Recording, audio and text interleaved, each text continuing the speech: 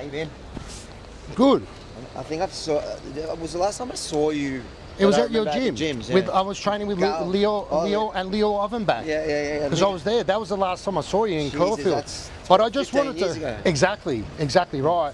But I mean, I wanted to say I'm so proud of you, what you're doing, what you're achieving, what you're taking it to that next level. And let's face it, I was, like I said, you know, up there on Parliament Stairs, I was humbled and just it's very surreal, and we need to step up, all of us, for the Jewish community, because enough's enough. Yeah, but I think when we say for the Jewish community, I think it's important to point out to people that it starts with the Jewish community. Like if you don't stand up now for the Jewish community, as the saying goes, they start with the Saturday people, then they go for the Sunday people. The people that hate the Jewish community, the excuse that they give, what's happening in Gaza or whatever, if you actually read the ideology that they're using to justify it, it talks about the Sunday, it talks about the Christians next. It talks about coming for any infidel, so Christians, Hindus, Buddhists, anyone that is not, and even Muslims, like anyone that's not a radical Islamist or from their particular sect. So each sect tends to have its extremists. So you've got your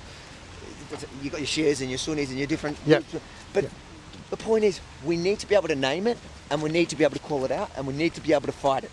Because if you pretend that that's not the problem, and you start pointing at all these other issues like gun laws, are you kidding me? We live in the country that has the most regulations of guns in the world. I know. But then when you look at other countries, for example, I know everyone hates to hear it, but in Israel, that crap wouldn't have lasted more than 30 seconds to a minute. Because, as the NRA say, only person that can stop a bad guy with a gun is a good guy with a gun. And that is practiced, you know, whenever there are these spates of terrorism in Israel, that is how it's defeated.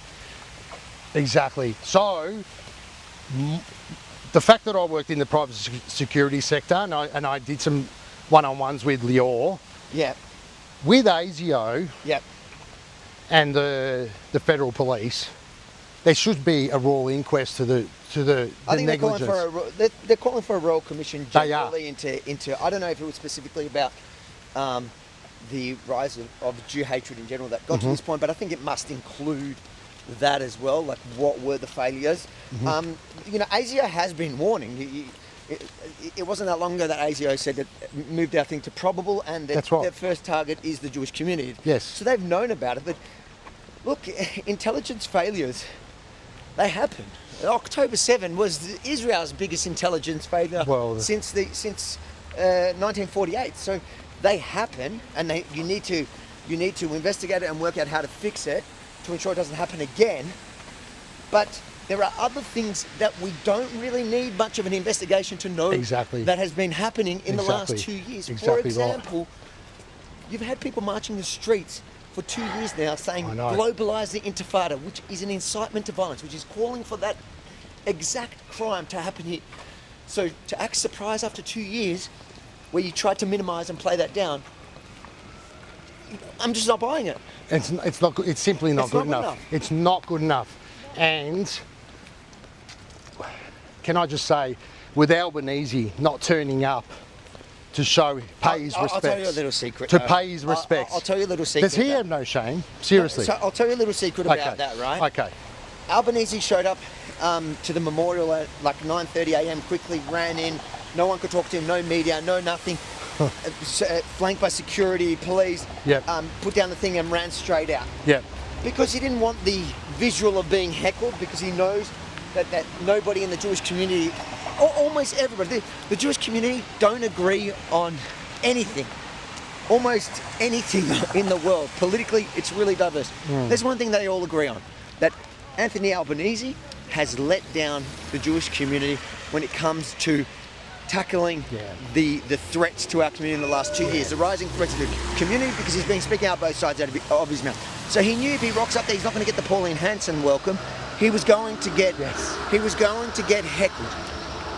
But then he did try going to the synagogues and whatever, and he did want to go to the funerals, but the rabbis told him, don't you dare. Oh, wow. So whilst I know a lot of people are saying yes, an inside scoop. So he wasn't welcome. He was not welcome. Well, why would he? Why would he be? Nobody wants him to have his stupid photo op so he can say he was there. Wow, there you go, ladies and gentlemen. Inside scoop. Inside His scoop. presence at any of those events Yep. would only add it will only add insult to injury. Yeah, okay, So okay. I don't actually want him at any of those events. I don't think he deserves a photo op. Yes. In fact, I don't think any of these politicians that haven't had True. moral clarity in the last 2 years, True. none of them should be there. No, and there's a bunch of them that are going there for their photo ops or whatever. Like I even did Allegra Spender, who's a local Bondi MP. Yep. And I spoke to her outside the memorial, same thing.